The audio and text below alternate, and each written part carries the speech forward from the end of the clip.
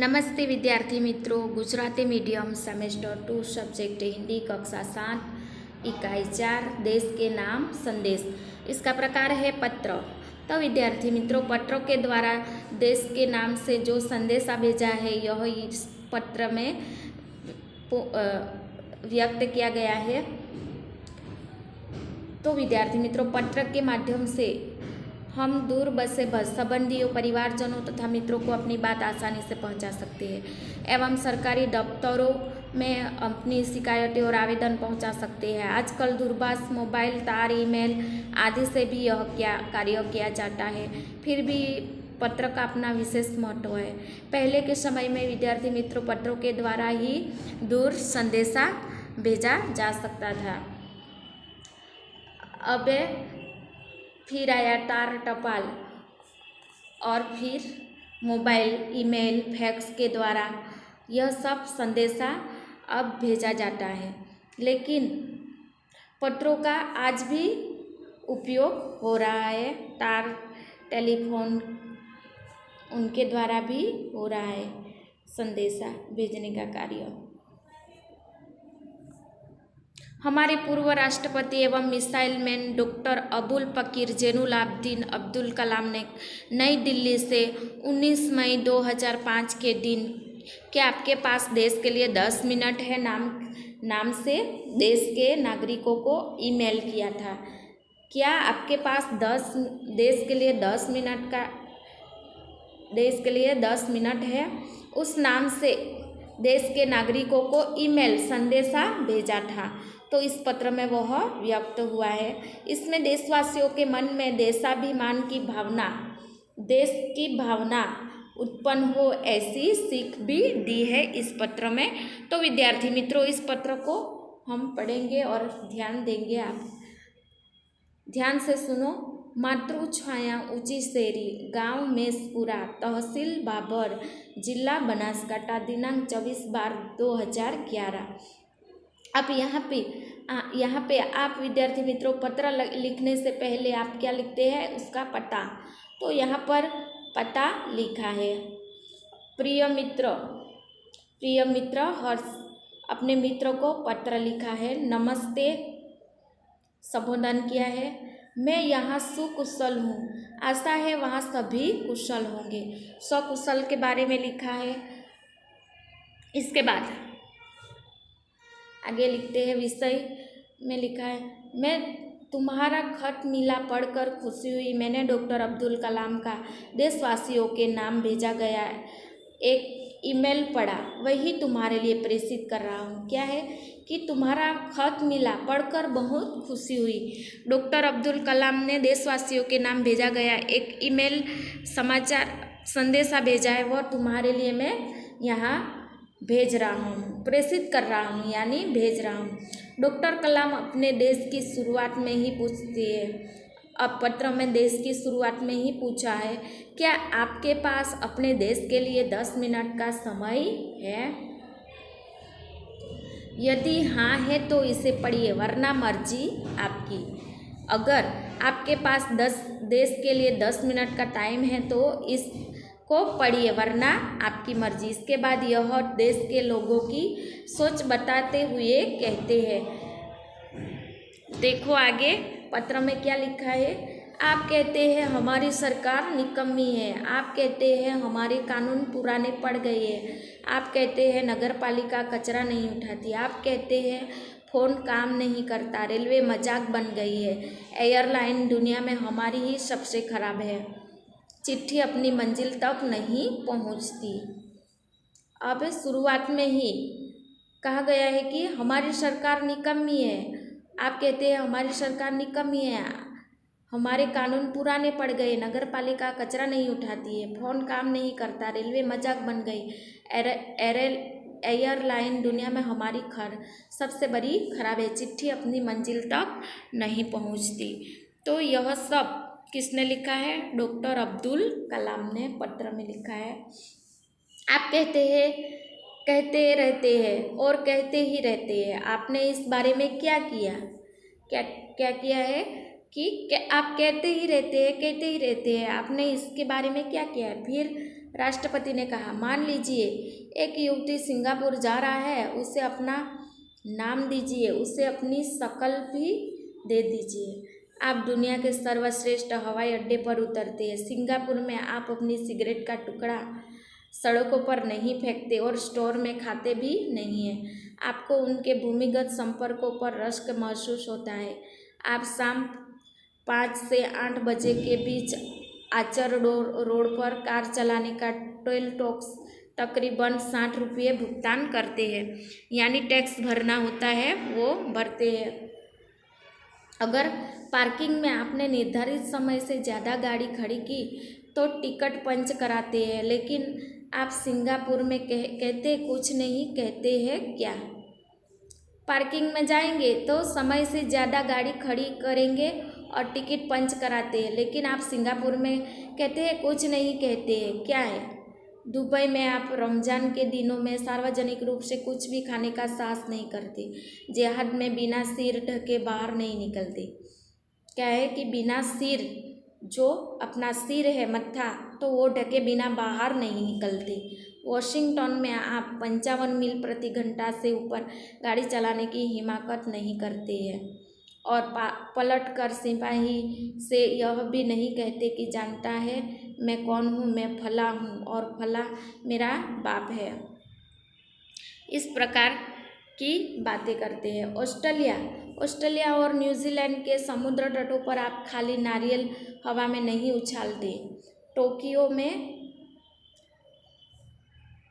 में आप सड़कों पर पान की पीक क्यों नहीं थूकते? बोस्टन में आप जाली योग्यता प्रमाण पत्र क्यों नहीं खरीदते? डॉक्टर कलाम बीच में याद दिलाते हैं, मैं आप ही के बारे में बात कर रहा हूँ, सिर्फ आपके बारे में। डॉक्टर कलाम कहते हैं आप दूसरे देशों की व्यवस्था का आदर और पालन कर सकते हैं, लेकिन अपनी व्यवस्था का नहीं। डॉक्टर कलाम ने अपने पत्र में क्या लिखा है कि आप दूसरे देश की व्यवस्था और आदर और नियमितता से पालन कर सकते हैं, लेकिन अपनी व्यवस्था नहीं कर सकते। भारतीय धरती पर कदम रखते ही आप सिगरेट का टुकड़ा जहाँ तहाँ फेंकते हैं। अब भारत की भूमि पर, धरती पर पैर पड़ते ही आप सिगरेट का टुकड़ा इधर उधर फेंकते हैं, कागज़ के पुर्जे उछालते हैं।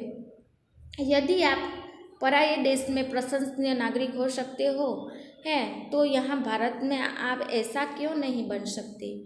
अगर दूसरे देश में आप प्रशंसनीय नागरिक बन सकते हो, अच्छे नागरिक बन सकते हो, तो हमारे भारत देश में आप ऐसा क्यों नहीं बन सकते? डॉक्टर कलाम ने मुंबई के पूर्व महानगर पालिका आयुक्त तिनायकर के हवाले से कहा, अमीर लोग अपने कुत्ते को सड़कों पर घुमाने निकलते हैं और जहाँ तहाँ गंदगी बिखेर कर आ जाते हैं और फिर वही लोग सड़कों पर गंदगी लिए प्रशासन पर दोष मंडाते हैं।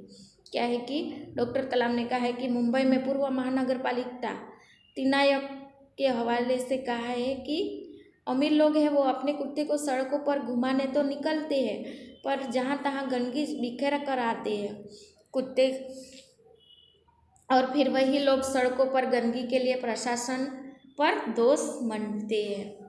दोष ठहराते हैं। क्या वे उम्मीद करते हैं कि वे जब भी बाहर निकलेंगे तो एक अधिकारी झाड़ू लेकर उनके पीछे पीछे चलेगा और जब उनके कुत्ते को हाजत लगेगी तो वह एक कटोरा उसके पीछे लगाएगा?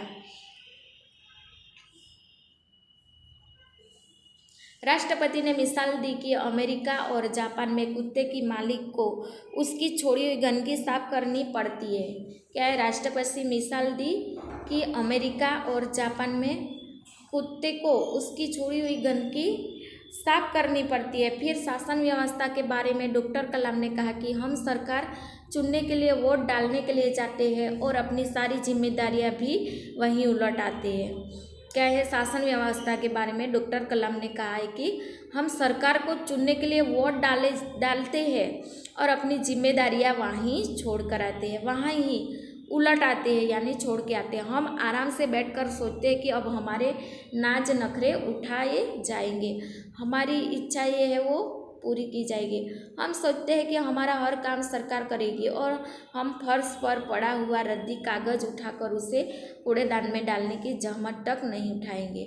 रेलवे हमारे लिए साफ़ सुथरे बाथरूम देगी और हम उन्हें ठीक से इस्तेमाल करना भी नहीं सीखेंगे। डॉक्टर कलाम ने कहा कि समाज की ज्वलंत समस्याओं पर भी हमारा ऐसा ही रवैया है। हम ड्राइंग रूम में बैठकर दहेज के खिलाफ गला फाड़ते हैं और अपने घर में इसका उल्टा करते हैं। हम दहेज के खिलाफ गला फाड़ते हैं, आवाज़ उठाते हैं, फिर अपने घर में तो इसका उल्टा कर देते हैं और बहाना देखिए, पूरी व्यवस्था ही खराब है। अगर मैं अपने बेटे की शादी में दहेज नहीं लूँगा तो इससे कौन सा बड़ा फर्क पड़ जाएगा। इसमें बताया गया है कि बाहर बोलते कुछ है और घर में करते कुछ और है।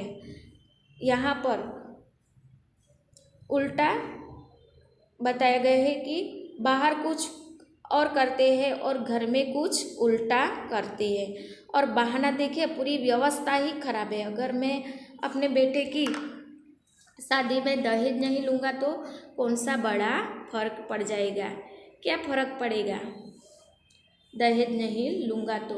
राष्ट्रपति ने इस संदेश में पूछा, इस व्यवस्था को बदलेगा कौन? यह व्यवस्था है किसकी? आप आसानी से कह देंगे, व्यवस्था में शामिल है हमारे पड़ोसी, आसपास के घर, अन्य शहर, अन्य समुदाय और सरकार। लेकिन मैं और आप कतई नहीं। जब कुछ अच्छा करने की हमारी बारी आती है तो हम अपने परिवार को सुरक्षित कवच में घेर लेते हैं, दूसरे देशों की ओर निहारते हैं और इंतज़ार करते हैं कि कोई मिस्टर क्लीन आएगा, अपने जादुई हाथों से चमत्कार करेगा। और ऐसा नहीं होता तो आप देश छोड़कर ही चल देंगे। क्या है कि दूसरे देशों को निहारते हैं और उसका इंतज़ार करते हैं कि कोई मिस्टर क्लीन आएगा और अपने जादुई हाथों से चमत्कार करेगा। और ऐसा तो नहीं होता तो आप देश छोड़कर ही चल देंगे। उन्होंने कहा, हम अपने भय से भागकर अमेरिका जाएंगे, उनके गौरव का गुणगान करेंगे, उनके गौरव, अभिमान, गर्व का गुणगान करेंगे, व्यवस्था की प्रशंसा करेंगे। और जब न्यूयॉर्क असुरक्षित हो जाएगा तो आप इंग्लैंड भाग जाएंगे। क्या है? न्यूयॉर्क वह है, वो इंग्लैंड असुरक्षित हो जाएगा तो आप इंग्लैंड भाग जाएंगे। इंग्लैंड में बेरोजगारी होगी तो खाड़ी चले जाएंगे और जब खाड़ी में युद्ध छिड़ जाएगा तो आप मांग करेंगे कि भारत सरकार हमें बचाकर घर ले जाए। क्या है? यहाँ से यहाँ तक आप चले जाएंगे और हम घर छिड़ जाएगा तो आप भारत सरकार से बचकर घर ले जाएंगे, भारत सरकार हमें घर ले जाएगी। हर कोई देश को गाली देने को तैयार है पर व्यवस्था में सकारात्मक योगदान के बारे में नहीं सोचता। क्या हमने अपनी आत्मा को ये पैसे के हाथों गिरवी रख दिया है? डॉक्टर कलाम व्यवस्था में नागरिकों के सकारात्मक योगदान के लिए देशवासियों को झकझोर देते हैं। श्रेष्ठ नागरिक बनने की शुरुआत करने की अपील करते हुए संदेश में कहा गया है कि अगर आप वाकई इस संदेश से सहमत हैं तो इसे अपने 10 और साथियों को ईमेल से भेजिए। परिवार के सभी बड़ों का मेरा प्रणाम, तुम्हारा मित्र किरण। तो विद्यार्थी मित्रों, यहाँ पर डॉक्टर अब्दुल कलाम ने अपने देशवासियों को संदेश दिया है कि अपने देश को सुरक्षित रखें, अच्छा रखें और स्वच्छ रखें, स्वच्छता को अपनाइए। इस प्रकार जिस देश में आप लोग दूसरे देश को गर्व अभिमान करते हैं और उस देश में आप साफ सफाई और अच्छी स्वच्छता रखते हैं, जब दूसरे देश में जाते हैं तो अच्छी स्वच्छता रखते हैं, तो उसी तरह अपने देश में भी आप अपने देश को भी अच्छा और सुरक्षित रखिए। इस प्रकार विद्यार्थी मित्रों, यहाँ पर शब्दार्थ है, इसको आपको समझना है, पढ़ना है। अभ्यास के प्रश्न है, प्रश्न 4 है अभ्यास के प्रश्न 2 में प्रश्न 4 है। प्रश्न 3 में उचित क्रम में रखकर अर्थपूर्ण वाक्य बनाना है। और प्रश्न 5 में दहेज एक दूषण विषय के बारे में आपको एक अपना मत लिखना है। दहेज एक दूषण एक निबंध भी आता है, तो उसके बारे में आपको लिखना है। इस प्रकार यहाँ पर यह चैप्टर पूर्ण होता है। आपको हिंदी की कॉपी में ये स्वाध्याय और अभ्यास के प्रश्न लिख देना है, जो जो बताई है वो।